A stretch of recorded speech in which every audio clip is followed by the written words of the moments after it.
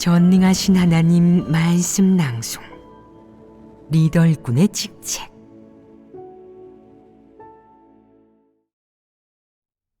리더 일꾼의 직책 17.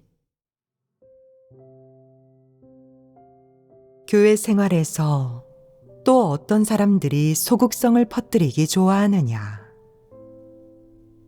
어떤 사람은 본분이행의 성과가 없고 늘 문제가 생겨도 자신을 반성하지는 않고 항상 하나님이 공의롭지도 않고 공평하지도 않다고, 하나님은 늘 다른 사람에게 은총을 베풀어 주면서 자신에게 은총을 베풀어 주지 않는다고, 하나님은 자신을 마음에 들어 하지 않으며 늘 자신을 깨우쳐 주지 않는다고, 그래서 자신은 본분을 이행해도 늘 성과가 없으며 두각을 나타내어 남들의 우러름을 받는 목적도 항상 이루지 못한다고 생각한다.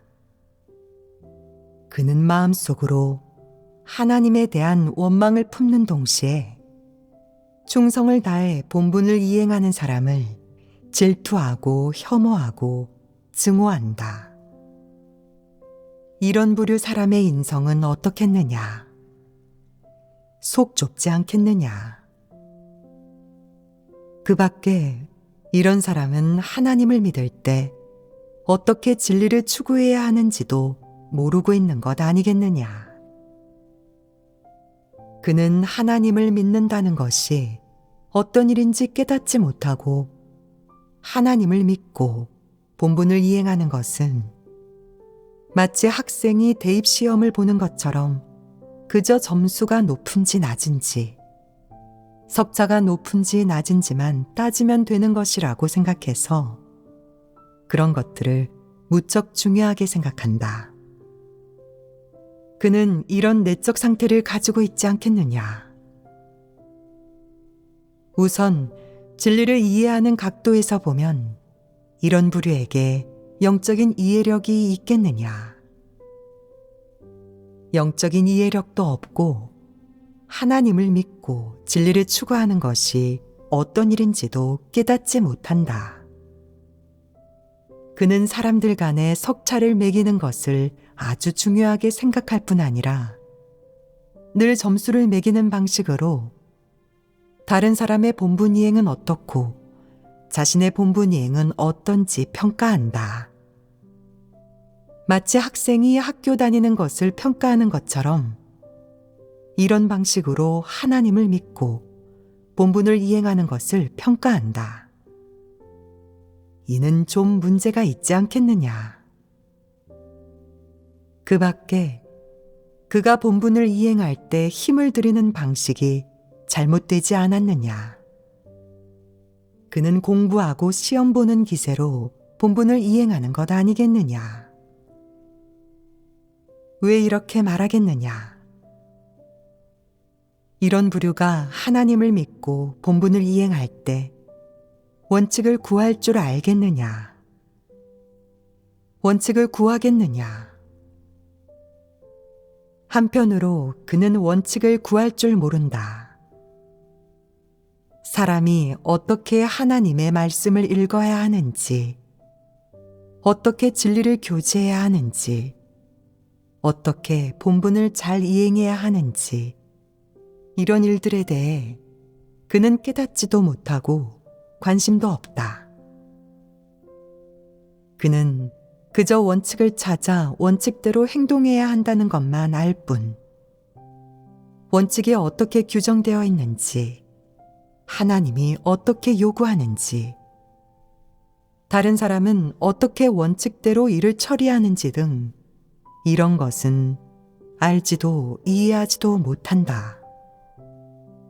다른 한편으로 하나님이 사람의 본분 이행이 합당한지 평가하는 기준이 무엇인지, 사람의 본분 이행에 대해 요구하는 원칙이 무엇인지, 그가 이런 기준과 원칙에 따라 판단할 수 있겠느냐? 하나님의 말씀 속에서, 형제자매의 교제 속에서 그가 이런 일들을 듣고 이해할 수 있겠느냐? 우선 그는 하나님의 말씀을 알아듣지 못하고 본분이행에 관한 일을 깨닫지도 못한다.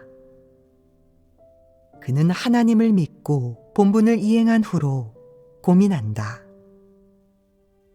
내가 학창 시절에 깨달은 도리가 하나 있어. 열심히 공부하고 책을 많이 읽기만 하면 높은 점수를 얻을 수 있다는 거지. 그래서 난 하나님을 믿을 때도 그렇게 할 거야. 하나님의 말씀을 많이 읽고 기도도 많이 할 거라고. 다른 사람들이 잡담하거나 식사할 때도 나는 찬송을 익히고 하나님의 말씀을 외울 거야. 내가 이렇게 공을 들이면 하나님께서 애쓰고 노력하는 부지런한 내 모습을 봐서라도 분명 나를 축복해 주시겠지. 나는 본분이행에서도 틀림없이 성과를 이룰 거고 분명 많은 사람 가운데서 높은 점수를 얻어 중시받고 발탁될 수 있을 거야. 결국 그렇게 했는데도 원하는 대로 되지 않는다. 내 본분이행의 성과가 어째서 여전히 남들보다 못하지? 이래서 언제 발탁되고 중용되겠어? 이러면 희망이 없는 거 아닌가? 난 천성적으로 승부욕이 강하고 남에게 뒤지는 걸 싫어해. 학창 시절에도 그랬고 하나님을 믿는 지금도 마찬가지야. 나를 앞서가는 사람이 있으면 반드시 이기고 말겠다는 결심이 생겨. 그 사람을 뛰어넘을 때까지 포기하지 않는다고. 그는 옳은 방식이나 방법을 써서 열심히 공부하는 기세로 하나님의 말씀을 많이 읽고 찬송을 많이 익힌다면 남들과 잡담하지도 않고 외모를 꾸미는데 신경 쓰지도 않는다면 적게 자고 적게 누리며 자기 몸을 처 복종시키고 육적인 안위를 탐하지 않는다면 하나님의 축복을 얻을 수 있고 본분이행에 틀림없이 성과가 있을 것이라고 생각한다. 그러나 상황이 늘 그의 생각과 같지 않자 어째서 나는 본분을 이행할 때 여전히 늘 실수하고 남들만큼 잘 이행하지 못할까? 남들은 빨리 하고 잘해서 리더가 늘 칭찬하고 높이 평가하는데 나는 이렇게 억울한 일을 많이 당하고 고통을 많이 겪는데도 어째서 여전히 성과를 이루지 못하는 거지? 라며 궁리하다가 드디어 중대한 발견을 한다. 알고 보니 하나님께서 공의롭지 못하신 거였어. 하나님을 믿은 지 이렇게 오래돼서야 알게 되다니. 하나님께서는 은총을 베풀고 싶은 사람에게 베푸시잖아. 그런데 왜 내게는 은총을 베풀고 싶어 하시지 않을까? 내가 멍청하고 아부도 못하고 말도 잘 못하는 데다가 그다지 똑똑하고 영리하지도 않아서 그런 걸까? 아니면 내 외모가 너무 평범하고 교육 수준이 낮아서 그런가? 이건 하나님께서 나를 드러내시는 거 아니야? 하나님의 말씀을 그렇게나 많이 읽었는데도 왜 하나님께서는 내게 은총을 베풀어 주시기는커녕 나를 드러내려 하시는 거지? 이렇게 생각하다가 소극적으로 변한다. 본분을 이행하기 싫어. 본분을 이행해도 하나님께서 축복하시지 않고 하나님 말씀을 많이 읽어도 하나님께서 깨우쳐 주시지 않아. 하나님께서도 말씀하셨듯 하나님께서는 은총을 베풀고 싶은 사람에게 베푸시고 긍휼히 여기고 싶은 사람을 긍휼히 여기셔. 나는 하나님께서 긍휼히 여기시고 은총을 베풀어 주시는 사람도 아닌데 내가 뭐하러 이렇게 고생해야 하지? 생각하면 할수록 소극적으로 변하고 길이 없어지며 속상해지고 본분을 이행하기 싫어진다. 다시 본분을 이행할 때는 형식적으로만 이행하게 된다. 남들이 어떻게 원칙을 교제하든 그는 귀담아 듣지 않고 마음속으로 반응하지도 않는다. 이런 상태에 처해 있는데 생명진입이 있겠느냐? 본분이행에 충성심이 있겠느냐? 그렇지 않다. 얼마 되지도 않았던 노력이나 부지런함도 사라지니 마음속에 무엇이 남겠느냐? 한 걸음씩 가면서 생각해보자. 갈 수 있을 때까지 가보자고. 하나님께서 언제 나를 드러내시고 도태시키실지, 언제 나를 포기하실지도 모르니 그날이 와서 내게 본분을 이행하지 못하게 하시면 그때 그만둘 거야. 나도 내가 부족하다는 걸 알아.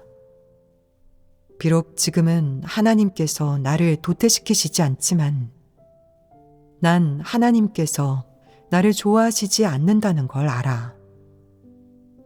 도태되는 건 시간 문제라고.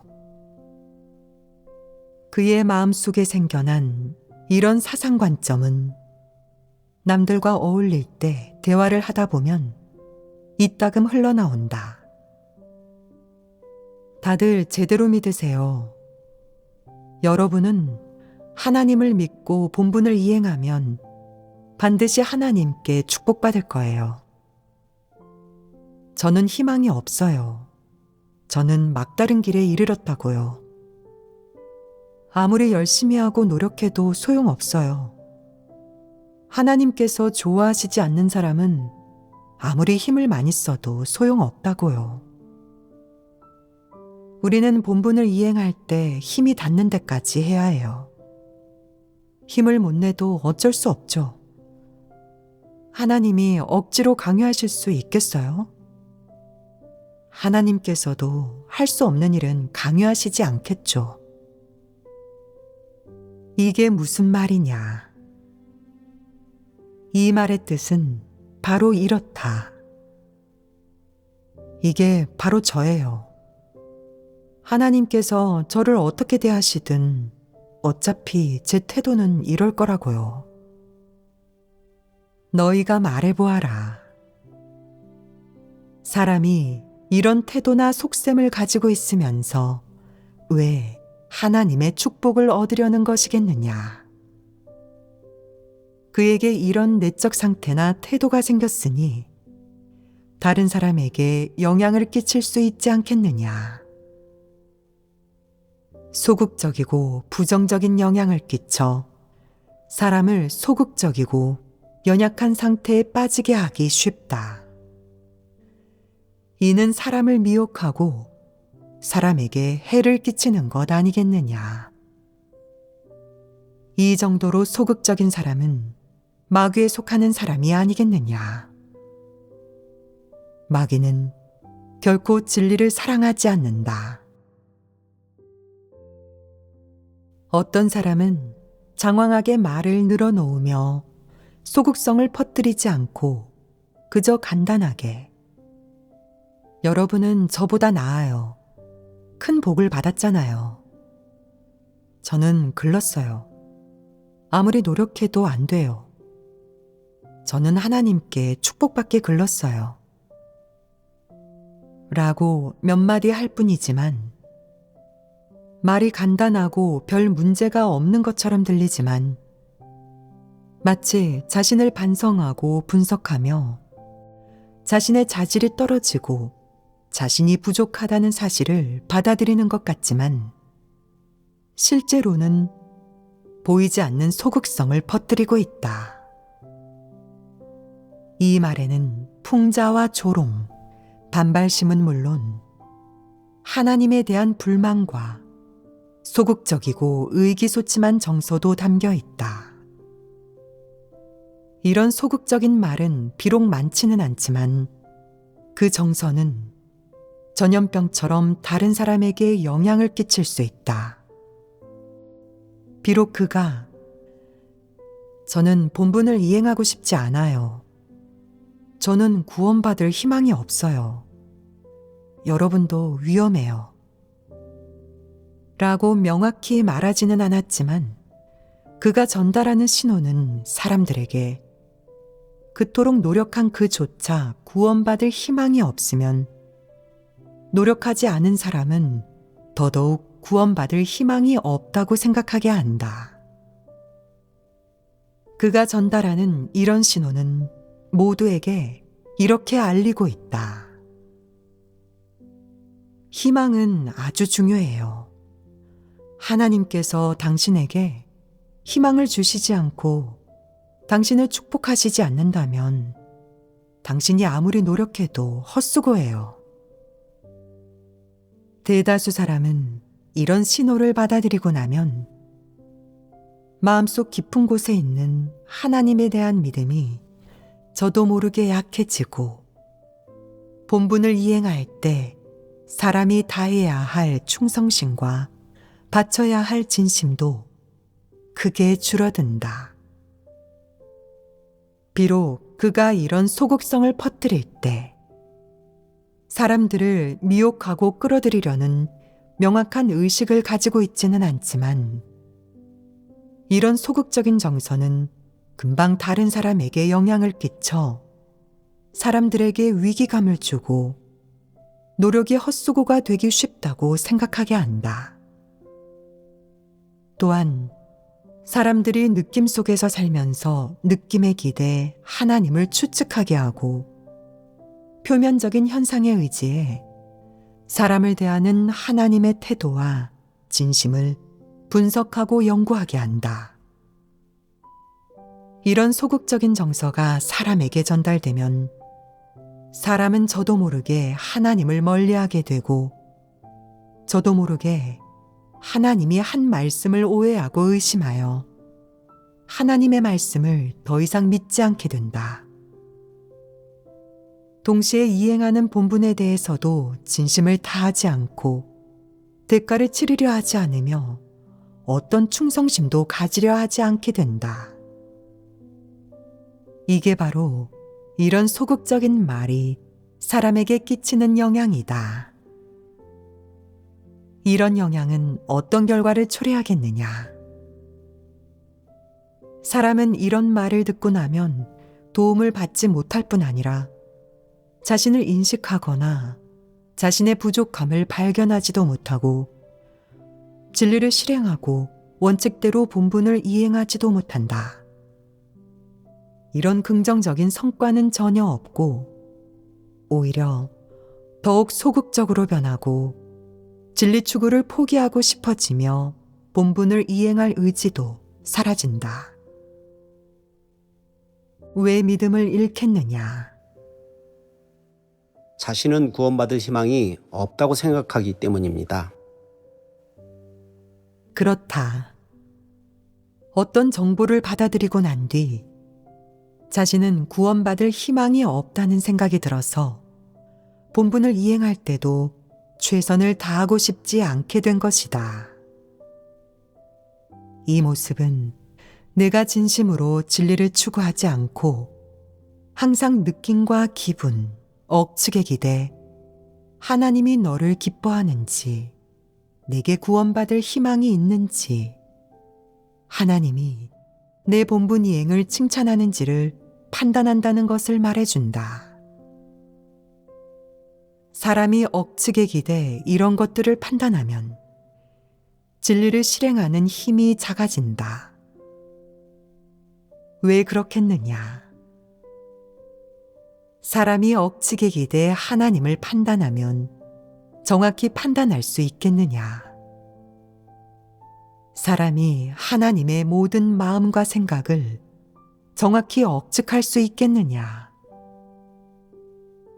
사람의 생각 안에는 간사함과 거래, 사람의 처세 철학, 사탄의 논리 등이 가득하다.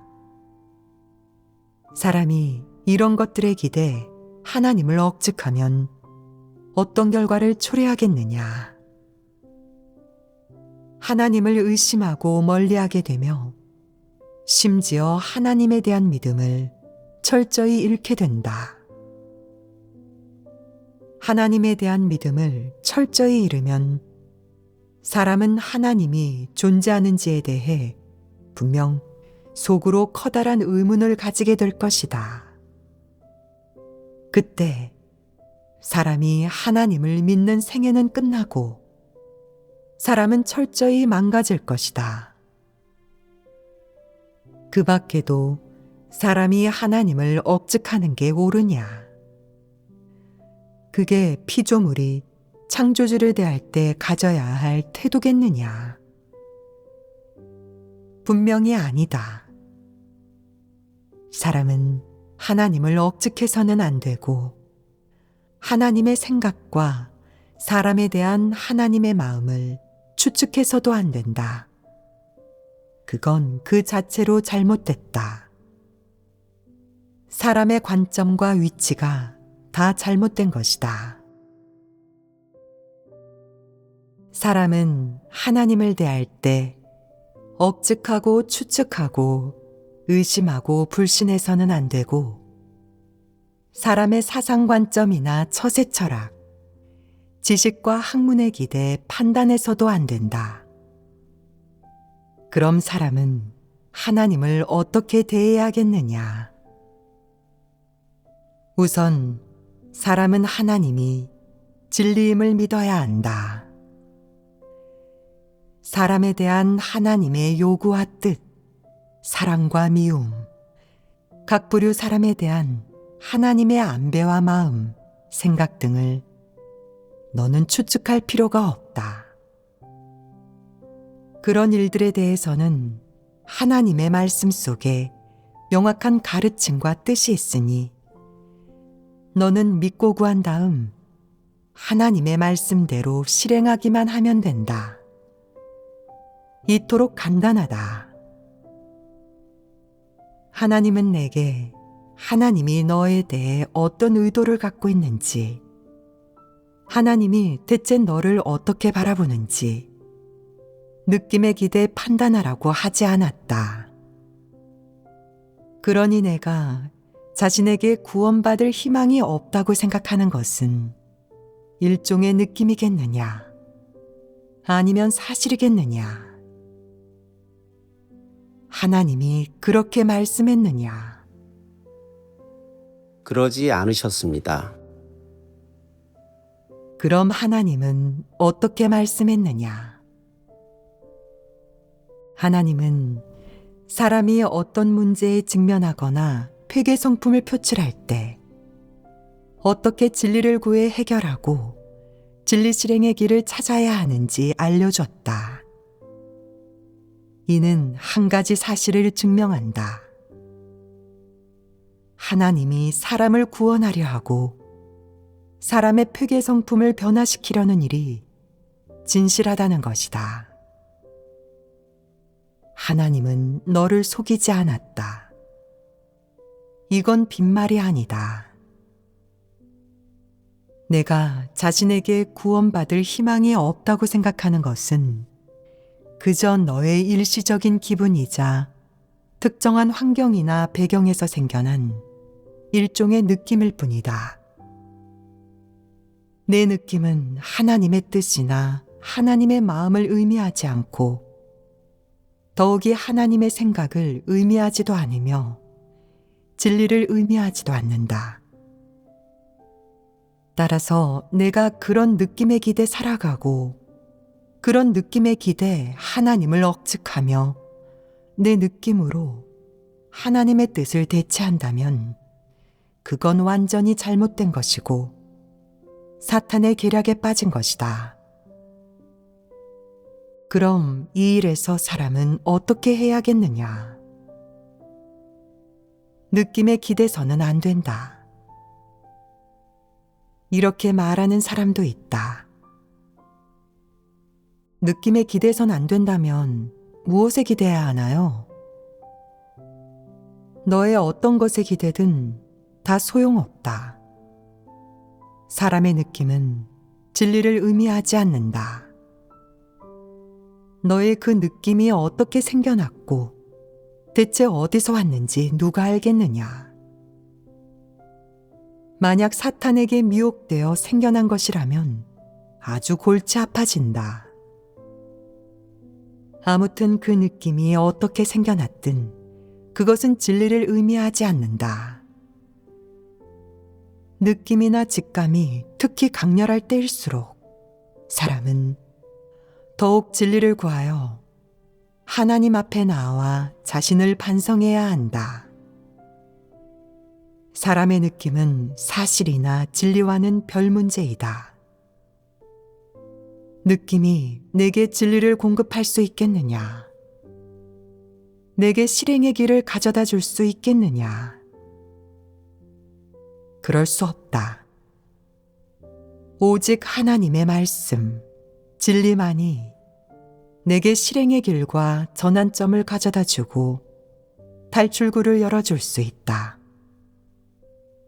따라서 내가 실행해야 하는 것은 자신의 느낌을 찾는 게 아니다. 내 느낌은 중요하지 않다. 내가 해야 할 일은 하나님 앞에 나와 진리를 구하고 하나님의 말씀 속에서 하나님의 뜻을 깨닫는 것이다. 내가 느낌에 기댈수록 행할 길이 없어지고 소극적인 상태에 빠지게 되며 너는 하나님이 불공평하고 너를 축복하지 않는다고 생각하게 된다. 반대로 그런 느낌을 내려놓고 진리 원칙을 구하며 자신이 본분을 이행하는 과정에서 한 어떤 행동이 진리 원칙에 위배되는지, 자기 뜻대로 한 어떤 행동이 아예 진리 원칙과 무관한지 살펴본다면 구하는 과정에서 너는 자기 뜻과 상상이 너무도 많다는 것을 발견할 것이다. 약간만 이렇게 진지하게 파고들어도 적지 않은 문제를 발견할 것이다. 난 너무 패역하고 제멋대로이고 교만해. 난 구원받을 희망이 없는 게 아니었어. 내 느낌이 정확하지 않은 거고 내가 하나님의 말씀을 대수롭지 않게 여기고 진리 원칙대로 실행하지 않은 거야. 난 늘 하나님께서 축복하시지도 인도하시지도 않고 사람을 차별 대우하신다고 원망만 했지. 내가 건성으로 본분을 이행하고 제멋대로 군다는 것은 인식하지 못했어. 이건 내 잘못이야. 이제 나는 하나님께서 사람을 차별 대우하시지 않는다는 걸 깨달았어. 진리를 구하지 않고 하나님 앞에 나아가지 않는데도 하나님께서는 사람의 본분 이행 자격을 취소하시지 않았으니 그것만 해도 다행이야. 하나님께서 이미 관용을 베풀어 주셨는데도 나는 스스로 잔뜩 억울하다고 생각하며 하나님과 겨루고 하나님께 이치를 따졌어. 예전에는 내가 훌륭하다고 생각했는데 이제 와서 보니 전혀 그렇지 않아. 난 무슨 일을 하든 원칙대로 하지 않았는데 하나님께서 징계하시지 않은 건 하나님의 은총이야. 하나님은 사람의 분량이 작다는 걸 아시는구나. 이렇게 구함으로써 사람은 진리를 어느 정도 깨닫고 적극적이고 자발적으로 진리 원칙대로 실행할 수 있게 되며 차츰차츰 자신이 처신하고 본분을 이행하는데 어느 정도 원칙을 가지게 됐다고 느낀다. 그때면 양심이 많이 평안해졌다고 느끼지 않겠느냐. 예전에는 구원받을 희망이 없다고 생각했는데 이제는 왜 그런 느낌이나 의식이 점점 더 약해지지? 그런 내적 상태가 어째서 변했을까? 예전에 난 스스로가 희망이 없다고 생각했는데 그건 소극적으로 반발하고 하나님께 맞섰던 거잖아. 난 너무 패역해. 순종하고 나면 너는 저도 모르게 본분이행 과정에서 일부 원칙을 깨닫고 더 이상 남들과 비교하지도 않게 되며 자신이 어떻게 해야 건성으로 대충 하지 않고 원칙대로 본분을 이행할 수 있을지에 중점을 두게 된다.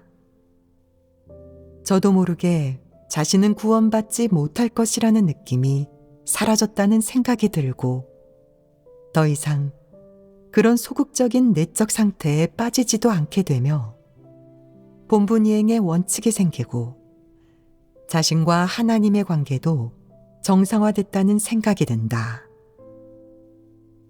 이런 느낌이 들 때 너는 생각한다. 하나님께서도 나를 버리지 않으셨어. 하나님의 함께하심을 느낄 수 있어. 본분을 이행하며 하나님께 구할 때도 하나님의 인도와 축복을 느낄 수 있다고. 드디어 실감했어. 하나님께서는 사람을 차별 대우하시지 않고 다른 사람도 나도 축복하신다는 걸 말이야. 보아하니 나도 아직 구원받을 희망이 있겠어. 내가 예전에 걸었던 길이 옳지 않았던 거였어. 늘 건성으로 본분을 이행하고 제멋대로 행동하면서도 훌륭하다고 생각한 데다가 자기만의 좁은 세계에 살면서 스스로를 대견하게 여겼잖아. 이제야 그렇게 하는 게 완전히 잘못됐다는 걸 알겠어. 하나님께 대들고 반발하는 내적 상태에 빠져 사니까 당연히 하나님의 깨우침을 얻지 못하지. 원칙대로 행동하지 않는데 어떻게 하나님의 깨우침을 얻을 수 있겠어? 보아라. 완전히 다른 두 가지 실행법과 자기 생각을 대하는 완전히 다른 두 가지 방식은 결국 서로 다른 결과를 불러온다.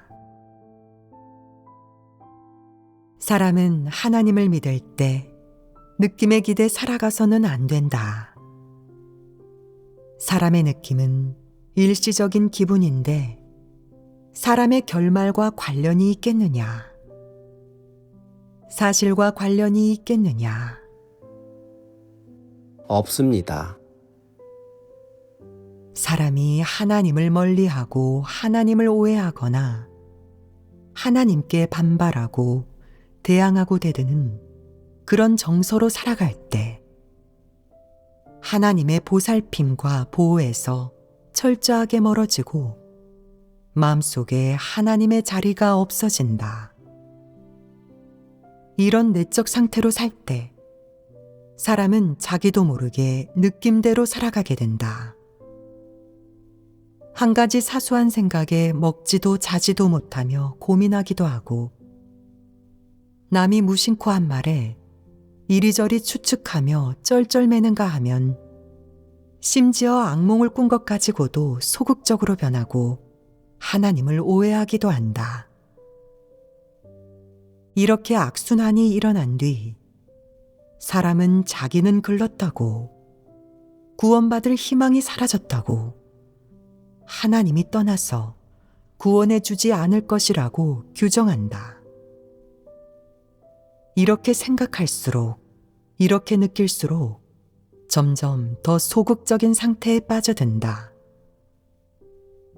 사람에게 이런 느낌이 드는 원인은 결국 진리를 구하지 않고 진리 원칙에 따라 실행하지 않기 때문이다. 사람은 일이 닥쳤을 때 진리를 구하지도 실행하지도 않고 저 혼자 똑똑한 줄 알고 언제나 자기 고집대로만 한다. 매일 남들과 비교하고 다투고 자기보다 나은 사람을 보면 질투하고 미워하며 자기보다 못한 사람을 보면 비웃고 빈정댄다. 또한 사탄 성품으로 살면서 진리 원칙대로 행하지 않고 누구의 충고도 받아들이지 않는다. 그 때문에 결국에는 온갖 환상과 추측, 판단이 생겨나 자신을 끝없는 불안에 떨게 한다. 그건 당연한 거 아니냐. 이런 쓰디쓴 결과는 스스로 감당해야 하는데 그건 진짜 자업자득이다. 이런 일들이 다 어떻게 초래된 것이냐. 그건 바로 사람이 진리를 구하지 않고 너무 교만하고 독선적이며 늘 자기 뜻대로 행동하고 항상 자기를 내세우고 남과 비교하며 언제나 남보다 뛰어나고 싶어하고 늘 하나님에게 무리하게 요구하는 등등 이런 행동으로 점차 하나님에게서 멀어지고 자꾸만 하나님에게 반발하고 진리를 어기기 때문이다. 그러다 결국에는 흑암에 빠지고 소극적 상태에 빠진다. 이때 사람은 자신의 거역과 대적에 대해 진실한 인식이 없고 더욱이 올바른 마음 자세로 대할 수도 없다. 그 대신 하나님을 원망하고 오해하고 추측하기만 한다. 이런 것이 생겨날 때 사람은 비로소 자신이 너무 깊이 폐괴되고 너무 골칫거리임을 깨닫게 된다. 그리하여 본인이 하나님을 대적하는 인간이라고 규정하고 자기도 모르게 소극적인 상태에 빠져서 헤어나오지 못한다. 사람은 이렇게 생각한다. 하나님이 나를 혐오하여 버리셨구나. 나를 원하지 않으셔. 내가 너무 패역해서 그런 거고 자업자득이야. 하나님은 분명 나를 구원하지 않으실 거야. 그는 이 모든 게 사실이라고 생각하고 속으로 추측한 것을 사실로 규정해버린다. 누가 진리를 교제해 주어도 소용이 없는데 그는 받아들이지도 않는다. 그는 이렇게 생각한다. 하나님은 나를 축복해 주시지도 않고 구원해 주시지도 않을 거야. 그렇다면 내가 하나님을 믿는 게 무슨 소용이지? 하나님 믿는 길이 이 지경에 이르렀는데도 계속해서 믿을 수 있겠느냐? 불가능하다. 어째서 계속 걸어갈 수 없겠느냐? 여기에 한 가지 사실이 있다. 사람의 소극성이 어느 정도에 이르러 속으로 반발과 원망이 가득 쌓이며 하나님과 철저하게 결별하려 할 때 사람은 더 이상 하나님을 경외하지 않고 하나님에게 순종하지 않고 진리를 사랑하지 않고 진리를 받아들이지 않는 정도로 그렇게 간단한 일이 아니다. 그 대신 어떻게 하겠느냐? 사람은 속으로 하나님 믿는 일을 자발적으로 포기하는 쪽을 택할 것이다. 수동적으로 도태되기를 기다리는 것을 창피하게 생각하고 자발적으로 포기하는 건 그래도 체면이 조금 선다고 생각해서 자발적으로 기권하고 스스로 끝을 내는 쪽을 택한다.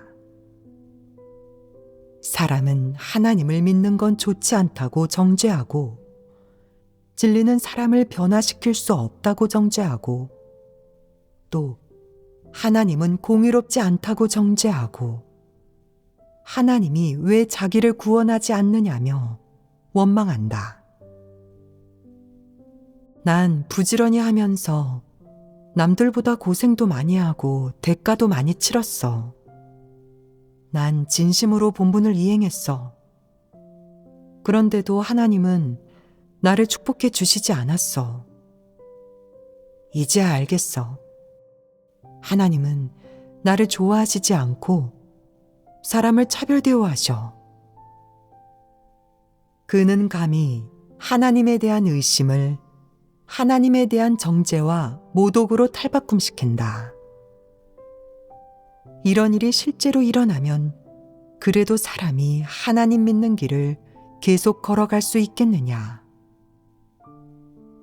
사람은 하나님을 거역하고 대적하고 진리를 전혀 받아들이지 않고 스스로를 반성하지 않기 때문에 망치게 된다. 사람은 자신이 자발적으로 하나님을 저버렸으면서도 하나님이 자신을 축복하거나 자신에게 은총을 베풀어 주지 않는다고 원망한다. 어처구니 없지 않으냐? 사람은 모두 길을 스스로 선택하고 스스로 그 길을 걷는다. 아무도 대신해 줄 수 없다. 내가 스스로 막다른 길에 이른 것이고 스스로 하나님을 저버리고 원치 않은 것이다. 하나님은 처음부터 끝까지 너를 원치 않는다거나 포기한다거나 구원하지 않는다고 말한 적이 없다. 내가 내 추측에 기대 하나님을 규정한 것이다. 만약 내가 진심으로 하나님을 믿는다면 설사 하나님이 너를 원치 않는다고 해도 혐오한다고 해도 너는 여전히 하나님을 믿을 것이고 변함없이 하나님의 말씀을 읽을 것이며 진리를 받아들일 수도 있고 예전처럼 본분을 이행할 수도 있을 것이다. 누가 이를 제재하고 저지할 수 있겠느냐? 이는 모두 자신의 선택과 추구에 달려있지 않겠느냐? 너 스스로가 믿음이 없으면서 오히려 하나님을 원망하는 것은 어처구니 없는 일이다.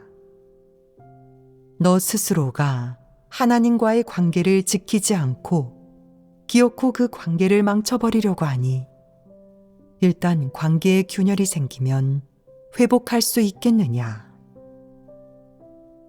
깨진 거울은 원상태로 되돌리기 어렵고 설사 원상태로 되돌리더라도 그 균열은 남아있기 마련이다. 이미 망쳐졌기 때문에 그 관계는 원래대로 회복될 수 없다. 따라서 하나님을 믿으면서 어떤 환경이 닥치든 사람은 순종하는 법을 배워야 하고 진리를 구해야 한다. 그래야만 굳게 설 수 있다. 사람이 하나님을 끝까지 따르고 싶다면 진리를 추구하는 게 매우 중요하다. 본분을 이행하든 아니면 다른 어떤 일을 하든 진리 원칙을 깨달아 진리 원칙대로 실행하고 시행하는 게 무척 중요하다. 왜냐하면 진리를 깨달아 진리 원칙대로 실행하는 과정에서 하나님을 알아가고 이해하고 인식할 뿐 아니라 하나님의 뜻을 깨달아 하나님과 합하고 하나님의 본질을 인식하고 받아들이게 되기 때문이다. 만약 진리 원칙대로 실행하지 않고 오로지 자기 뜻대로 행동하고 본분을 이행한다면 너는 영원히 진리를 접할 수 없다. 진리를 접할 수 없다는 것은 무슨 뜻이겠느냐? 너는 영원히 하나님이 모든 사물을 대하는 태도와 하나님의 요구 또는 하나님의 생각을 접할 수 없으며 하나님이 사역하면서 표출하는 하나님의 성품과 본질은 더더욱 접할 수 없다는 뜻이다.